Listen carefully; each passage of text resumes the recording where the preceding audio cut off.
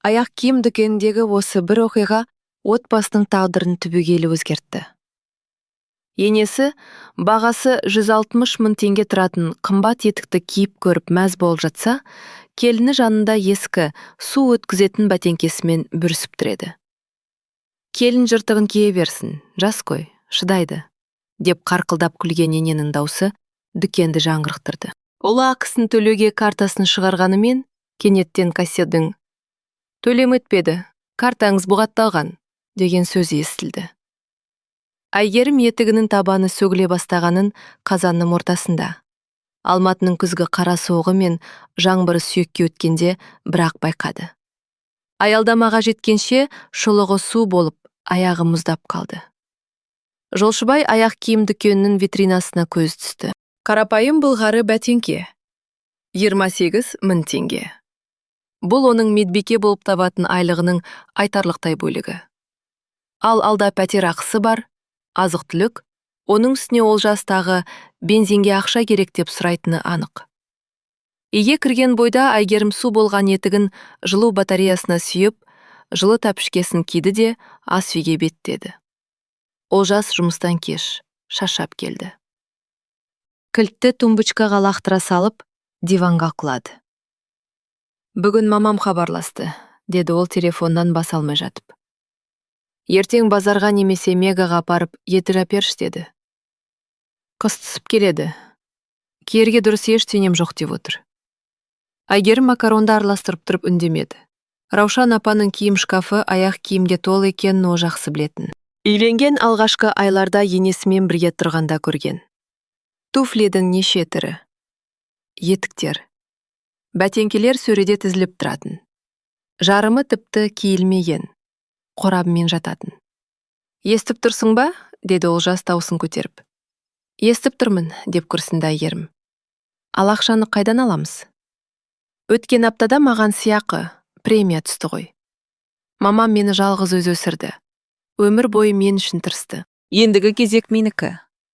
Әйгерімнің өз етігі су өткізіп жүргенін, ауруханада күніне 10 сағат аяғынан тік тұрып жұмыс істейтінін, ол сыйақыны үйдегі жыртық тесікке жаратуға болатынын айтқысы келді.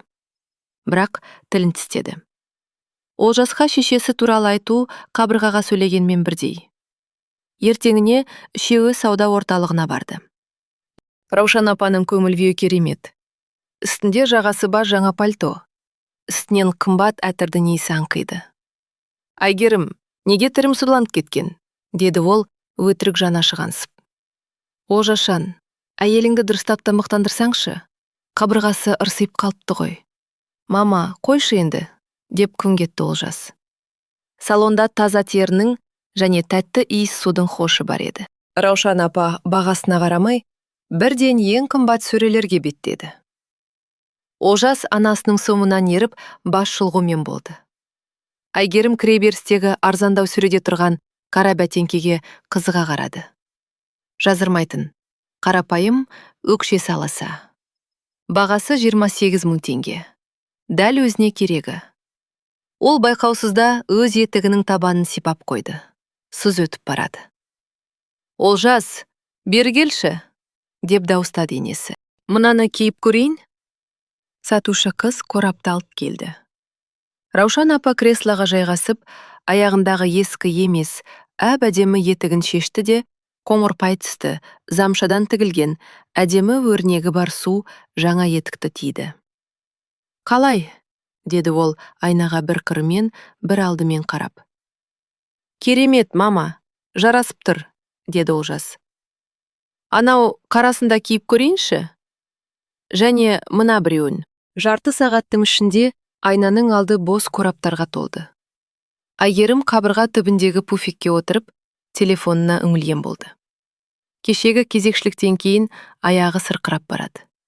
Оның үстіне жыртық ұлдел-тарақ өкшесін қажап тастаған еді. «Осыны аламын», деп жариялады ақыры Раушан апа ең бірінші киген. Бағасы удай қымбат замша етікті нұсқап. «Олжас, төлейсің ғой?» «Әрине, мама». Олар кассаға жақындады. Сатушы тауарды сканерлеп, бағасын айтты. 160 мың теңге.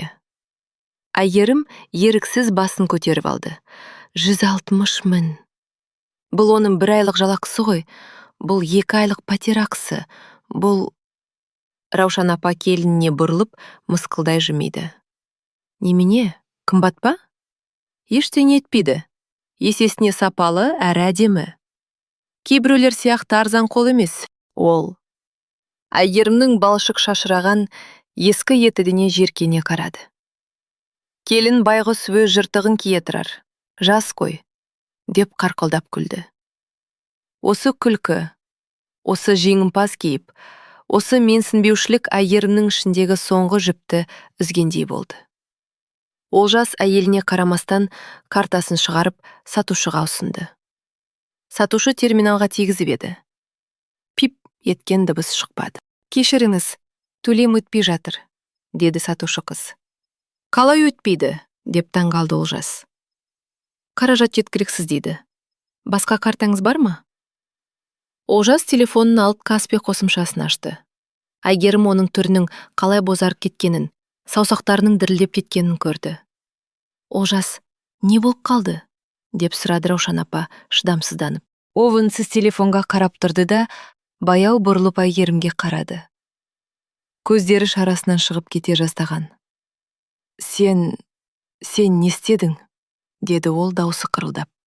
Мен ортақ шоттағы ақшаны шешіп алдым, деді Әйгерім сабырлы үнмен. Алдыңғы күні тиын тебеніне дейін. Қалай шештің? Қайда жібердің? Бұл ортақ ақша ғой. Менің толық құқығым бар. Раушан апа ұлы мен келініне алма кезек қарап тұрды. Олжас, не болып жатыр? Төлесейші тез. Елдің бәрі қарап тұр, ұят болады. Расымен де администратор мен басқа сатып алушылар қызық көріп құлақ түрген. Әйгерім, сен жындысың ба? Деп айқайлады Олжас. Ақшаны орнына қайтар тез. Қайтармаймын, деді Әйгерім. Даусы дірілдегенімен сөзі нық шықты. Ол бұл сәтті 2 күн бойы күткен, іштей дайындалған еді. Бұл біздің ортақ ақшамыз. Сенің сыйақың мен, менің жалақым. Мен ол ақшаны сенің шешеңнің 5-ші етігіне емес, өз отбасымыздың керегіне жаратуды жөн көрдім. Сен не, есімнен ауысқансың ба? Олжас қызара бастады. Мен ол ақшаға депозит аштым, деді Әйгерім сөзін жалғастырып. Өз атыма 3 айға бұғатталған. Мерзімінен бұрын шешуге болмайды. Осы уақыт ішінде біз қалай өмір сүретінімізді, ақшаны кімге және неге жұмсайтынымызды ақылдасамыз. Раушан апа прилавыққа сүйеніп қалды. Олжас, естідің бе? Мынау менің ұлымның ақшасын ұрлап алыпты. Ұрлаған жоқпын, деп сөйтті Әйгерім. Заңды түрде өз орнына қойдым. Салон администраторы жіт көрініп қойды.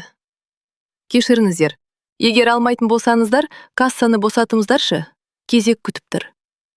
Раушан апа ашудан болығып, қорапты құшақтап алды. Мен бұл етікті бәрібір аламын. Олжас, басқа картанда ақша жоқ па? Жоқ, мама. Бәрі сол картада болатын, деді Олжас шарасыз күйде. Қалай жоқ? Қолма-қол ше? Олжас қалтасын ақтарып, умаждалған 4000 теңге шығарды. Бар болғаны осы. Раушан апаның түрі бірде қызарып, бірде бозарып кетті. Көзінен от шашып тұр. Сен, деді ол ысылдап. Сен мұны әдейі істедің. Қасақана ұйымдастырдың. Мен жай ғана су өткен аяқ киіммен жүруден шаршадым, деді Әйгерім тіке қарап. Сенің әр ай сайын Олжастан бірде етікке, бірде сөмкеге, бірде тойға деп ақша боп салағанынан шаршадым. 2 бірде зейнетақымыз бар, пәтеріңіз бар, шүкір, жағдайыңыз жақсы. Біздің соңғы тиынымызды жырымдамай, өз ақшаңызға өмір сүре аласыз ғой. Мен анамын, деп шаң етті Раушан апа. Мен оны өсірдім, жеткіздім. Менің қақым бар. Қақыңыз бар, бірақ менің есебімнен емес. Олжас 2 оттың ортасында қалғандай абдырап тұр. Әйгерім, түсінсеңші, бұл мамам ғой, деп күмілжіді. Түсінемін, деді Әйгерім суық үнмен. Оның мені жұрттың көзінше қорлап, жыртық киіп жүре берсін дегенін де түсіндім. 2 жыл шыдадым Олжас. Менің айлығымды менсінбейтініне, тамағымды дәмсіз дейтініне, үй жинағанымды жақпырмайтынына шыдадым. Бірақ бүгін шектен шықты. Не дедім мен? Раушан апа истерикаға беріліп бара жатты. Олжас, қу мынаны. Ажырас, бұл жынды. Әйгерім бұрылып есікке қарай беттеді. Аяғы дірілдеп тұрса да, басын тік ұстады. Әйгерім, тоқта, қайда барасың деп айқайлады Олжас. Үйге, деді ол иығынан асыра қарап. Төркініме, заттарынды ертеңен алып кетемін.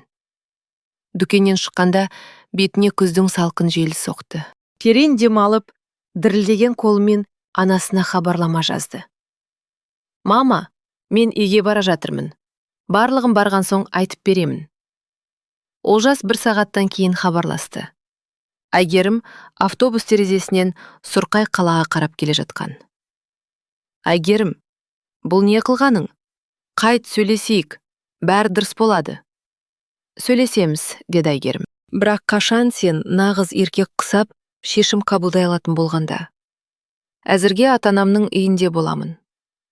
Осы бір етік үшін бүкіл отбасын бұзасың ба? Мәселе етікте емес Олжас. Мәселе сенің мені көрмейтінінде, естімейтінінде. 2 жыл бойы анаңның шектен шығып жатқанын айттым. Ал сен үнемі соның сөзін сөйледің. Мен сенің әйелің едім ғой. Ол телефонды өшіріп тастады. Үйде ата-анасының жанында жылы әрі тыныш еді. Анасы артық сұрақ қойған жоқ. Тек қызын құшақтап, ыстық шай құйып берді. Әкесі үнсіз ғана басын изеп, төрдегі диванды дайындап қойды. Мама, мен дұрыс істедім бе? Деп сұрады Әйгерім кесеге үміліп. Білмеймін қызым, деді анасы ашығын айтып. Бірақ бұдан әрі шыдауға болмайтыны анық еді. Соңғы 2 жылда өзіңнен өзің қалмадың ғой. Түнде Әйгерім бала күнгі төсегінде жатып төбеге қарады. Телефонына тынымсыз хабарламалар келіп жатты. Олжас бірде ашуланып, бірде жалынып жазды. Раушан апа да дауысты хабарламалар жіберіп, нақұрыс, отбасын бұзған деп қарғап сілепті. Әйгерім мұның бәрін тыңдап жатып, осы уақытқа дейін қалай төзгеніне таңғалды. Ертеңіне ол заттарын алып кетуге барды. Олжас жұмыста екен. Бар болғаны 2 үлкен сөмке ғана киімі бар екен. Пәтерді соңғы рет айналып шықты. Қала шетіндегі ескілеу шағын ауданда орналасқан бір бөлмелі пәтерді олар 200 мың теңгеге жалдап тұратын. Оның 120 мыңын Олжас, 80 мыңын Әйгерім төлейтін. Оған қоса ай сайын коммуналкасына деп, жалғыз тұратын Раушан апаға тағы 40 мың теңге аударылып тұратын. Үстел үстінде былтырғы мерейтойдан қалған ашық хат жатыр екен. Сүйікті жарыма, барына шүкір. Олжас мұны 1 жыл бұрын, көзіне махаббатпен қарап, таңертең сүйіп оятатын кезде, болашаққа бірге жоспар құрған шақта жазған еді. Ол кезде Раушан апа, олардың өміріне дәл қазіргідей дендеп еніп, бітпейтін талаптарымен, қыңырлығымен және ақша сұрауымен тұншықтыра қоймаған болады. Әйгерім ашық хатты қолына алып, біраз тұрды да үстел үстіне қайта қойды. Олжас 1 аптадан соң келді. Әйгерім ол кезде кезекшіліктен енді оралып, төркінінде анасымен шай ішіп отырған. Есікті әкесі ашты. Олжас кіріп келді. Жүдеп кеткен, көзінің асты көверіп, киімі мыж-мыж. Сөйлесуге бола ма? Деп сұрады ол бәсең дауыспен. Олар аулаға шығып подъезд алдындағы орындыққа жайғасты. Қарашаның ортасы ауып, күн суытып, ызғар ұрып тұрғанмен, әлі қар түсе қоймаған кез. Әйгерім, мен бәрін түсіндім, деп бастады Олжас. Сенікі дұрыс екен. Мамам расымен артық кетті. Мен онымен сөйлестім. Ол бұдан бұлай олай жасамаймын деп уәде берді.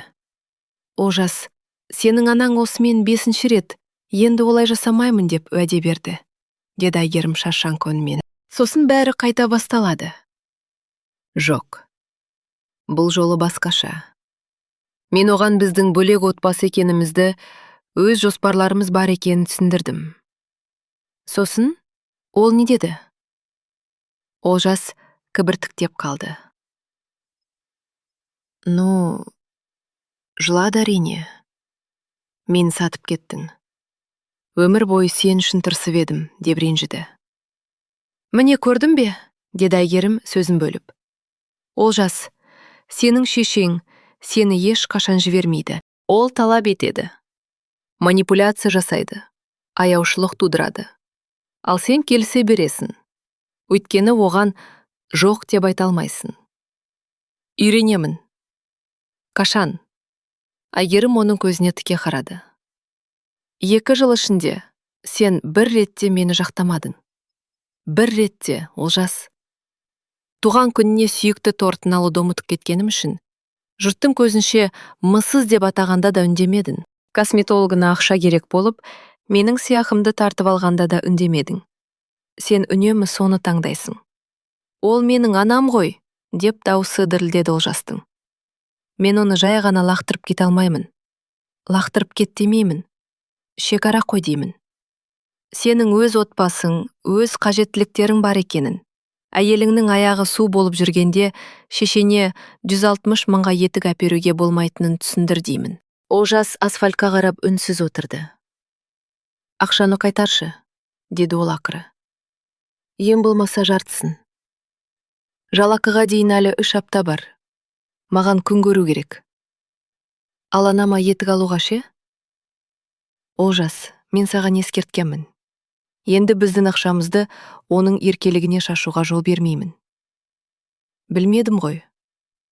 Білуің керек еді. Мен саған мұны 100 рет айттым. Ол қалтасынан конверт шығарды. Мә, 30 мың теңге. Тамағына жетеді. Қалғаны 3 айдан соң, депозит мерзімі аяқталғанда беріледі. Сол кезде әрі қарай не істейтінімізді шешеміз. Олжас конвертті қолына алып, айналдырып көрді. Біз енді бірге болмаймыз ба? Деп сұрады ақырын ғана. Әлде бәрі бітті ме? Әйгерім орнынан тұрды. Бойы тоңып кетті. Тезірек үйге. Анасы кешкі ас дайындап қойған жылы пәтерге кіргісі келді. Білмеймін, Олжас, деді ол шынын айтып. Расымен білмеймін. 3 ай. Саған ойлануға уақыт. Кім маңызды екенін шеш. Ал маған өз отбасын қорғай алмайтын еркекпен өмір сүруге дайынмын ба? Соны түсінуге уақыт керек. Ол артына қарамастан үйге кіріп кетті. Олжас қолындағы конвертті умаждап, оның соңынан қарап қала берді. Раушан апа 1 айдан соң пайда болды. Әйгерімнің жұмысына хабарласты. Олжас нөмірін берген болуы керек. Даусы майда, бітімге келгісі келгенде естілді. Әйгерім, айналайын, неге жат болып кеттік? Кездесейік, адам құсап сөйлесейікші. Әйгерім қызық болған соң келісті. Олар аурухана маңындағы кофеханада кездесті. Раушан апа құлпырып келіпті. Үстінде жаңа шік, шашы сәнделген, боялған. Қарсы орындыққа отырып, капучиноға тапсырыс берді. Олжас сені қатты сағынып жүр. Еңсесі түсіп кетті, деп бастады сөзін. Ойлап қарасам бекер бүйттің. Жассыңдар ғой. Қызбалыққа салындыңдар. Раушан апа, мені неге шақырдыңыз? Деді Әйгерім сөзін бөліп. Енесі кофесін үлкен бір ұрттады да, дауысы өзгеріп сала берді. Ақшаны қайтар. Олжасқа айтқанмын, депозитте жатыр. Заңсыз ол. Сотқа беремін. Бере беріңіз, деп иығын қиқан еткізді Әйгерім. Ол ортақ шот. Менің оған толық құқығым бар. Сен мұны әдейі ұйымдастырдың. Раушан апа даусын көтерді. Біз етік алуға баратын күнді әдейі күттің. Мен Олжасқа сыйақы түсетін күнді күттім, деп сабырмен жауап берді Әйгерім. Өйткені сіз ол ақшаны сол баяғыдай өз қырытыңызге жұмсатып жіберетініңізді білдім. Мен оның анасымын. Сондықтан оның бақытын ойлаудың орнына соңғы тиынына дейін сығып алмас едім. Раушан апа сөмкесін жұлып алды. Олжас сені тастайды, деп ысылдады ол. Мен оның көзін ашамын. Сен кімсің өзі? Ол отбасын сыйлайтын, жөні түзу әйел табады. Ал сен түксіз қаласың. Мүмкін, деп келісті Әйгерім. Есесіне жаңа бәтеңкемен қаламын. Ол үстел астындағы аяғын нұсқады. Аяғында сол дүкеннен көрген қарапайым аласа өкшелі қара бәтеңке. Айқай шу болған күннің ертеңіне картасында қалған тиын тебенге 28 000 теңгеге сатып алған еді. Раушан апа бәтеңкеге, сосын Әйгерімге бір қарады. Түрі ашудан бұзут кетті. Ол атып тұрып, есікті тарс жауып шығып кетті. Даяшы қыз үстелге жақындады. Капучино үшін 1200 теңге. Әйгерім үндемей төледі де, суыған шайын ішіп тауысып, далаға шықты. Алғашқы қар жауып тұр екен. Ірі, сулы қар асфальтқа түсе сала еріп жатыр. Бірақ бәтеңкесі су өткізбеді. Ол жастағы бірнеше рет келді. Жалынды, көндірмек болды. Вәде берді. Әйгерім оны тыңдап отырып, ештеңе өзгермегенін көрді. Сол баяғы сылтаулар, сол баяғы шекара қойалмаушылық. Раушан апа күніне 10 рет хабарласып, ақша сұрап, истерика жасап, Олжас әр жолы анасына жылып беріп жүр екен. 3 ай өтіп, депозит мерзімі аяқталғанда, Әйгерім ақшаны теңдей бөлді. 200 000 теңгедей Олжасқа аударды. Оның сияқысы. Қалғаны өзінің 2 айлық жалақысы еді. Әйгерім, мүмкін қайта бастап көреміз? Деп сұрады Олжас, ажырасуға құжат тапсырған күні. Жоқ, Олжас. Біз жақсы адамдармыз. Бірақ бір-бірімізге сәйкес келмейміз. Саған анаңның айтқанына шықпайтын әйел керек. Ал маған өз отбасын құра алатын еркек керек. Ажырасу тез болды. Ортақ мүлік те, бала да жоқ. Олжас анасының үйіне қайта көшті. Пәтерді жалғыз өзі төлей алмайтыны белгілі болды. Раушан апа бірден, ақшаны далаға шашып не керек? Қасымда тұр балам, деп құшағын жайды. Әйгерім біраз уақыт ата-анасымен тұрды. Жұмыс істеді, ақша жинады.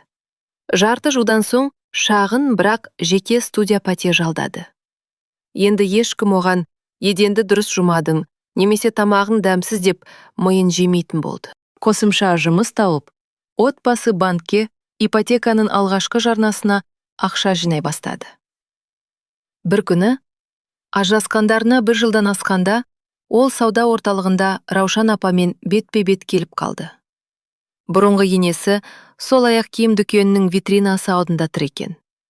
Сол баяғы көк замша етікке телміріп тұр. Бағасы қымбаттапты. Қазір 190 000 теңге болып тұр. Раушан апа Әйгерімді байқап қалып, ернін жыбырлатып теріс айналды.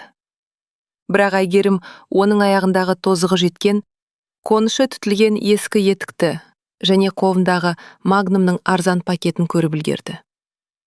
Әйгерім үстіндегі жаңа күртешесін түзеп, табиғи терден тігілген жылы бәтеңкесімен нық басып өте шықты. Сөмкесінде банктен 1 бөлмелі пәтерге ипотека мақұлданды деген анықтама қағазы жатқан еді. Ол сауда орталығынан шыққанда бетіне салқын жел соқты. Аяғының астында қар сықырлайды. Алда сұр үйлердің ар жағынан аспан ашылып келе жатқандай. Ақпанның күні ұзарып, көктемнің лебі сезіледі. Аяғы жылы әрі құрғақ еді.